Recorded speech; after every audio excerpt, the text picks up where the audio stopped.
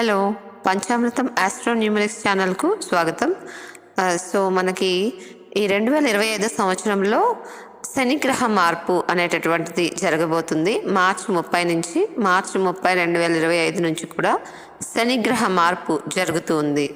ఈ యొక్క శనిగ్రహ మార్పు ఏ ఏ రాశుల వారికి ఏ ఏ విధంగా ఫలితాలలో ప్రభావం చూపిస్తుంది అనేటటువంటి విషయాలు మనము తెలుసుకుందాము ఈ యొక్క సిరీస్లో. దాంతోపాటు మనము ఈ యొక్క రెమెడీస్, వాటికి చేసుకోవాల్సిన రెమెడీస్ కూడా తెలుసుకుందాం. అన్ని రాశుల ఫలితాలు తెలుసుకోవడం కోసం ఈ యొక్క ఛానల్ సబ్స్క్రైబ్ చేసుకోండి అండ్ బెల్ ఐకాన్ ప్రెస్ చేసుకుంటే మీకు నోటిఫికేషన్స్ అనేవి వస్తాయి, సో దట్ మీరు వాచ్ చేయగలుగుతారు. సో తర్వాత మనకి తులారాశి వారికి ఈ శనిగ్రహ సంచారము 2025 సంవత్సరంలో ఎటువంటి ఫలితాలు ఇస్తుంది అని చూస్తే గనక, ఈ యొక్క శని ప్రస్తుతం వీరికి పంచమ స్థానంలో సంచరిస్తూ ఉన్నారు. ఓకే, అంటే స్వక్షేత్రంలో పంచమ స్థానంలో సంచరిస్తూ ఉన్నారు తులారాశి వారికి. సో ఈ శని 2025 సంవత్సరం మార్చి 29వ తేదీ రాత్రి 9:44 పూర్వభద్ర నక్షత్రం 4వ పాదము మీనరాశిలోకి ప్రవేశిస్తూ ఉన్నారు. మీనరాశి తులారాశి వారికి ఏమవుతుంది? 6వ స్థానం పాపస్థానం. ఓకే, శనిగ్రహం కూడా పాపగ్రహము. సో ఒక పాపగ్రహం మరొక పాప స్థానంలో ఉండడం వల్ల తులారాశి వారికి 6వ స్థానంలో సువర్ణమూర్తిగా సంచరిస్తూ ఉన్నారు. సో దీని వలన సువర్ణమూర్తిగా సంచరించేటటువంటి గ్రహము పూర్తి అనుకూలతను ఇస్తూ ఉంటుందన్నమాట ఆ జాతకులకి. సో శని అత్యంత యోగకారకుడిగా మారుతాడు తులారాశి వారికి. ఏ పని ప్రారంభించినా కూడా ఆటంకం అనేటటువంటిది లేకుండా మంచి స్పీడ్తో ముందుకు వెళ్ళటము అనేటటువంటిది ఉంటుంది. ఇది ఎక్కువగా తులారాశిలో జన్మించినటువంటి రాజకీయ నాయకులకి చాలా బాగా ఉపయోగపడుతూ ఉంటుంది. ఎందుకంటే ఇది వీరికి ఉన్నతమైనటువంటి అంటే వీళ్ళు ముందుకి ఎలా అయితే వీళ్ళు డెవలప్ అవ్వగలుగుతారో, స్థితిలో మంచి పదవిలోకి చేరగలుగుతారో అటువంటి దిశగా వేయిస్తాడు ఈ యొక్క శనేశ్వరుడు అనమాట. అంటే మామూలు వాళ్ళు కూడాను, ఎవరైనా కూడాను తులారాశిలో వాళ్ళు శత్రువుల వ్యూహాలు కానీ, లేకపోతే మనం ముందుగా ఏం చేయాలి, నెక్స్ట్ స్టెప్ అనేది ముందుగానే తెలుసుకొని, సో వాళ్ళు థింకింగ్ ఐడియాలజీ అనేది మంచిగా చేయగలుగుతారు. సో దాన్ని బట్టి మంచి ఫలితాలు పొందగలుగుతారు. అంటే వీరికి తులారాశిలో జన్మించినటువంటి వారికి ఎవరికైనా కోర్టు కేసులు ఉన్నవారు ఉన్నా, లేదా ఇలాంటి ఇష్యూస్లో ఉన్నారో వారికి అవన్నీ తొలగిపోయి మంచి విజయాన్ని సాధించగలుగుతారు తులారాశి వారు. సో ఈ విధంగా చూసినట్లయితే కనుక తులారాశి వారికి ఎక్కువగా 9వ స్థానంలో గురుని యొక్క ప్రభావము, అలాగే 6వ స్థానంలో శని యొక్క ప్రభావం, ఈ 2 గ్రహాల ప్రభావం కారణం చేత కూడా చేసేటటువంటి పనిలో అత్యంత నిజాయితీగా ఉంటారు. అంటే నిజాయితీగా ఉంటేనే శని కూడాను మంచి రిజల్ట్స్ ఇవ్వడం జరుగుతూ ఉంటుందన్నమాట. సో ఈ యొక్క ఆరోగ్యపరంగా తీసుకుంటే గనక స్వల్పమైనటువంటి బ్యాక్ పెయిన్ కానీ, అంటే కండరాల నొప్పులు కానీ, బోన్స్ అలాంటి వాటికి సంబంధించిన పెయిన్స్, బ్యాక్ పెయిన్ అలాంటివి ఎక్కువగా ఉంటూ ఉంటాయి. అది కేర్ తీసుకోవాలి. ఎందుకంటే ఆరోగ్య స్థానంలో శని ఉండడము ఓన్లీ ఆ యొక్క అండ్ స్టమక్కి సంబంధించిన ప్రాబ్లమ్స్ కూడా ఉంటూ ఉంటాయి. ఆరోగ్యరీత్యా మాత్రము వీళ్ళు జాగ్రత్త వహించాల్సి ఉంటుంది. ఇలాంటి చిన్న చిన్న సమస్యలు వస్తూ ఉంటాయి. బట్ పరిహారాలు చేసుకుంటే గనక వారికి అది క్లియర్ అయిపోతుంది.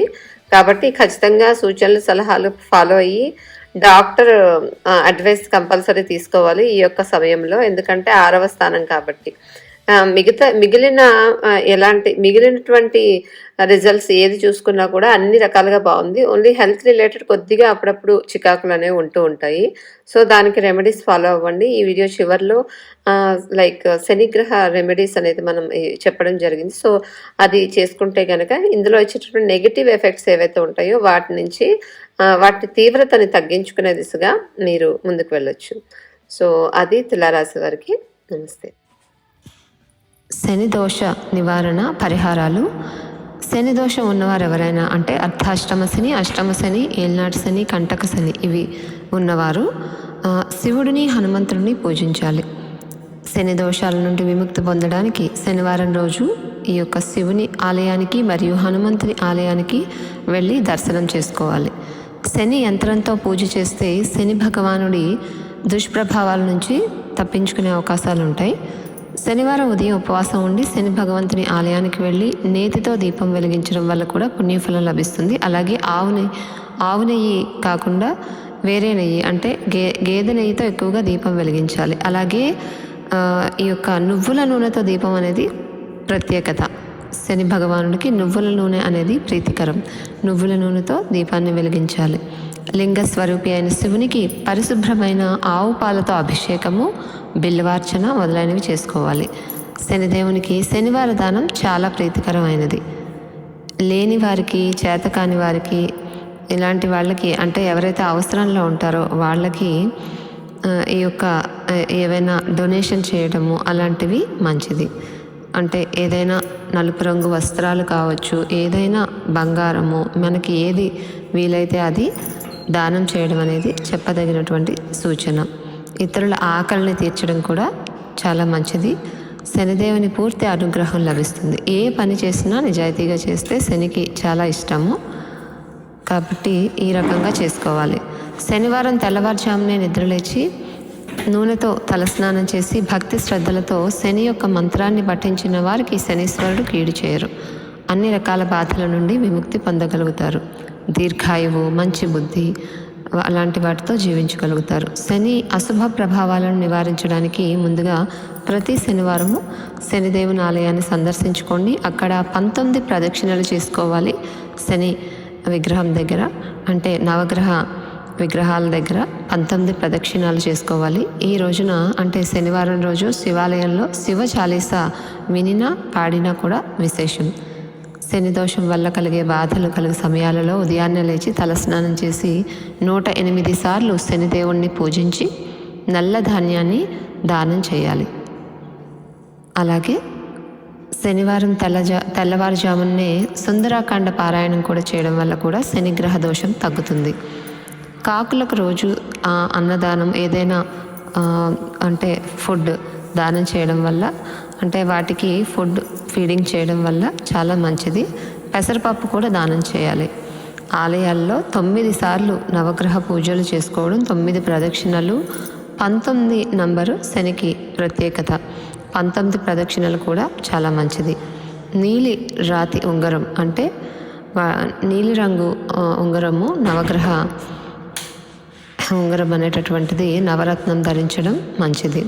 శని దోషం వల్ల కలిగే బాధలు కలిగే సమయాల్లో 108 సార్లు శనిదేవుని మంత్రాన్ని చదువుకొని నువ్వులను దానం చేసుకోవాలి. అలాగే నల్లని ఒత్తి వేసి నువ్వుల నూనెతో అక్కడ దీపం పెట్టడము శని విగ్రహం దగ్గర చాలా ప్రత్యేకత.